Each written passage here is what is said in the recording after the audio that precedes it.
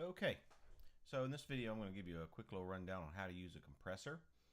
Um, a compressor is found in most audio programs somewhere, and it is under dynamics effects. So if I wanted to add a compressor here, it's under dynamics and compressor. I'm using Logic Pro 9. So there are a lot of newer softwares out there.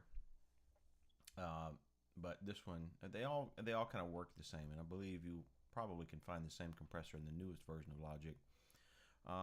But regardless of which software you have, they may look very different on the surface, but if you read what each of these things does here in the compressor, you'll see that they end up doing very similar things. Sometimes there are presets you can get into, which is fine. For getting started, but it's really good to go ahead and to know a little bit about what it is the compressor does. Okay, so the very first thing you need to know really is this compressor threshold, or sometimes it'll just have a knob that says threshold. The reason I like this particular compressor is because it has a very clear picture of what the compressor is doing.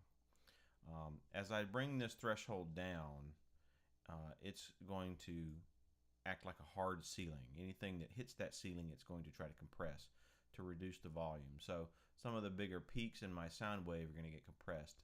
I don't want to squash everything because then it'll sound very unnatural. But it'll also save this from being a very, from some of the big peaks from hitting up here.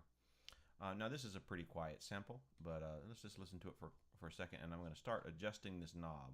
As I pull it down, you should see some little blue lights light up here in the gain reduction, and this tells me that the compressor is working. The more I pull this down, the more of the sound waves will get compressed.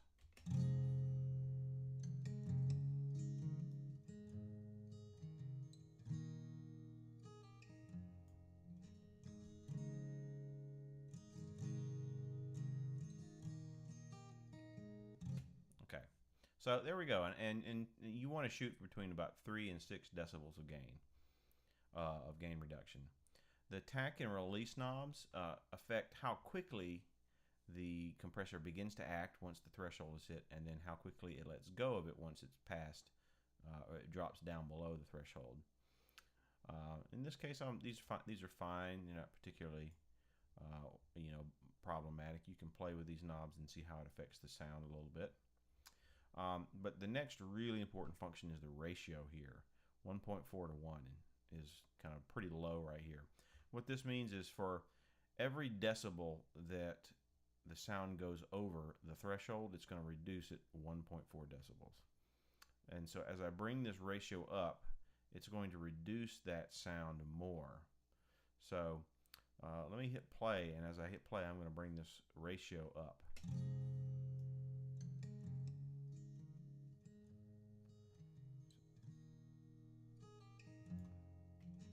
So you can see there that the gain reduction got much higher as I moved the ratio up. Now this is actually kind of crazy. This is a pretty crazy setting. So I'm going to bring this threshold back up. That's about right. Let me pull this down now. I really want to bring those peaks down a lot, but I don't want it to do a whole lot of the stuff in between. Okay, so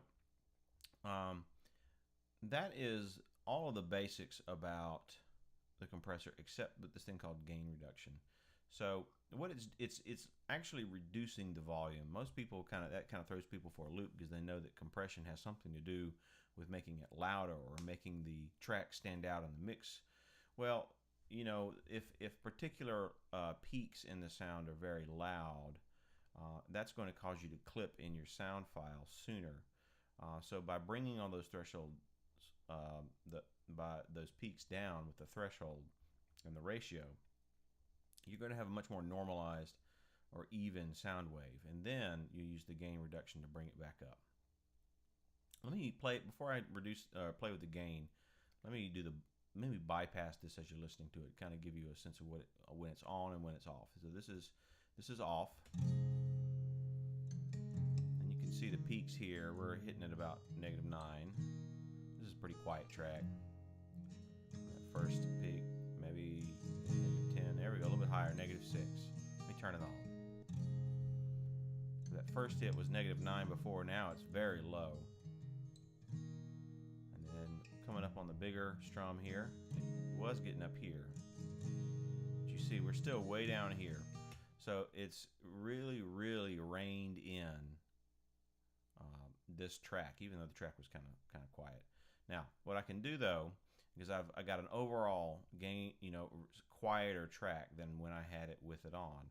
I can go back and turn on some gain here. So I want to get between at least -6, maybe a little bit higher on that big peak. I don't mind getting maybe about -3. I don't want to push the top here. That's most people make the mistake of trying to get it too loud too quickly. There are some things we can do once everything's sort of put together, the mastering channels and stuff. We can do that to kind of get that boosted up. Let me hit play here, and I'm going to bring the gain up.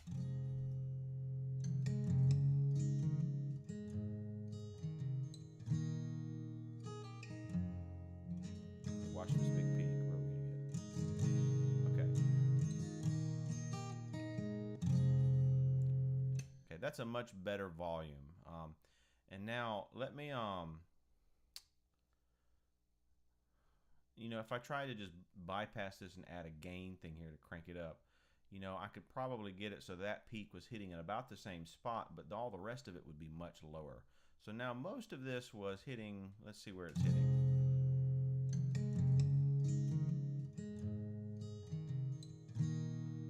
So I'm averaging just under -6 decibels right there for most of it, and the loud bits are getting up a little bit higher. So before, if I had cranked it up when those -3 decibels would hit here, let me bypass it again. A lot of these are way down here. So it allows the louder bits to be quieter and the quieter bits to be louder. And that's about it for compression. You need to learn to adjust. The first thing you need to adjust is the compressor threshold, so that you're starting to get some sort of gain reduction. And depending on the compressor plug-in, you may not get very good visual feedback. A good compressor plug-in is going to have this kind of bar on it somewhere, so that you're seeing what it's doing. But start with that, because if the threshold is too high, it won't actually be doing much. You don't crank it down way low. You want it somewhere so you've got around 3 or 6 decibels. And then increase the ratio. Again, in the attack and release and the ratio, if you go crazy with those, it's going to start sounding very, very artificial. Now, with broadcast and maybe with podcasts, you might be able to crank it up more. And they use a lot of compression on the radio for various reasons. But anyway, you might be able to get away with a little bit more of that in podcasting and radio than you do with, say, music mixing.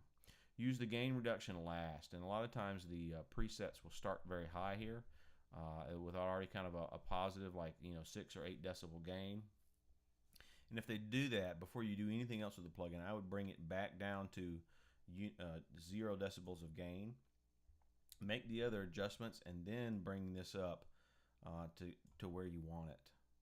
Some of them will have a limiter as well, and this becomes like a hard threshold. It's not really doing a whole lot in this particular piece. If it were very loud and I was still having a little bit of trouble peaking or clipping, even with my settings, and I didn't want to compress it anymore because it was maybe starting to squash the sound too much, I could turn on this limiter and give it kind of a hard cap. But that's really kind of a bad thing to do unless you really need to. All right, I hope that helps.